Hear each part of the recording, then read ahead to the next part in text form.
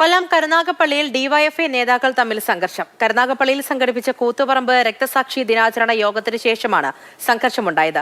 DYFI മേഖലാ president BK ഹാഷിമിന് പരിക്കേറ്റെന്ന് പരാതി. കണ്ണൻ നായർ വിവരങ്ങളുമായി ചേരുന്നുണ്ട്. കണ്ണൻ, ഈ സ്വന്തം പാർട്ടിക്കാർ തന്നെ അങ്ങോട്ടും ഇങ്ങോട്ടും അടി ഉണ്ടാകാനുള്ള കാരണം എന്താണ്? കഴിഞ്ഞ കുറെ നാളുകളായി കരുനാഗപ്പള്ളിയിലെ CPM-ൽ കടുത്ത വിഭാഗീയത നിലനിൽക്കുന്നു. അതിന്റെ ബാക്കിപത്രമാണ് ഈ DFI പ്രവർത്തകർ തമ്മിലുണ്ടായ സംഘർഷം എന്നാണ് നമുക്ക് മനസ്സിലാക്കുവാൻ സാധിക്കുന്നത്. കൊല്ലം കരുനാഗപ്പള്ളി കോഴിക്കോടാണ് ഇന്ന് കൂത്തുപറമ്പ് രക്തസാക്ഷി അനുസ്മരണം നടന്നത്. സംസ്ഥാന കമ്മിറ്റി അംഗം ചിന്താ ജെറോം ഈ പരിപാടി ഉദ്ഘാടനം ചെയ്തു. ആ പരിപാടിക്ക് ശേഷമാണ് ഇത്തരത്തിലുള്ള ഒരു കയ്യാങ്കളി ഉണ്ടായത്.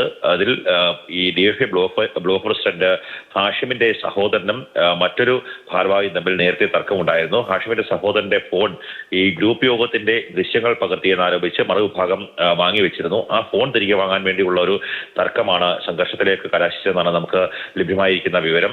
ഇപ്പോൾ ഹാഷിം കരുനാഗപ്പള്ളി താലൂക്ക് ആശുപത്രിയിൽ ചികിത്സ തേടിയിട്ടുണ്ട്. അപ്പം തന്നെ മറുവിഭാഗവും ആരോപണവുമായി രംഗത്തെത്തിയിട്ടുണ്ട്. യാതൊരു കാരണവുമില്ലാതെ ഹാഷിമിന്റെ നേതൃത്വത്തിലുള്ള വിഭാഗം മർദ്ദിക്കുകയായിരുന്നു എന്നുള്ള ആരോപണം ഇപ്പോൾ പുറത്തു വന്നിട്ടുണ്ട്. നിലവിൽ CPM-ലുണ്ടായിരിക്കുന്ന വിഭാഗീയതയാണ് അവരുടെ യുവജന സംഘടനാ പ്രസ്ഥാനമായ DFI-യിലേക്കും പടർന്നിരിക്കുന്നത്.